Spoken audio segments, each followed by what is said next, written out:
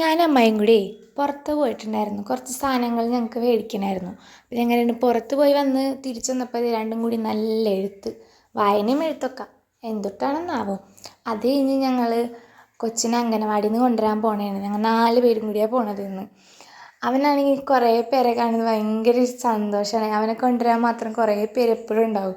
ഞങ്ങൾ വന്നത് ഞങ്ങൾ വിളിച്ചു നിന്നതുകൊണ്ടാണ് അവൻ വന്നപ്പോൾ ഇതിങ്ങനെ എന്ന് ഞങ്ങൾ നോക്കിയത്.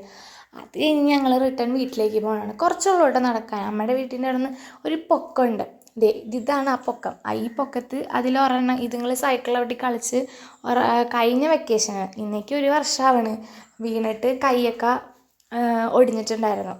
ഞാൻ റിട്ടേൺ വരുമ്പോൾ വഴിയിൽ ഒരു അംഗനവാടിയിലുള്ള കുട്ടീനെ കണ്ടു. കുട്ടി എനിക്ക് ഹായ് തന്നതാണ്. അത് കഴിഞ്ഞതേ ഇവർക്ക് വേണ്ടി ഞങ്ങൾ പുറത്ത് പോയപ്പോഴേ ക്രോഷയുടെ സാധനങ്ങളൊക്കെ മേടിച്ചിട്ടുണ്ട്. അത് കണ്ടതിൻ്റെ സന്തോഷം, ഈ സന്തോഷം കൊണ്ടൊരു ഉമ്മയൊക്കെ കൊടുക്കുന്നുണ്ട്.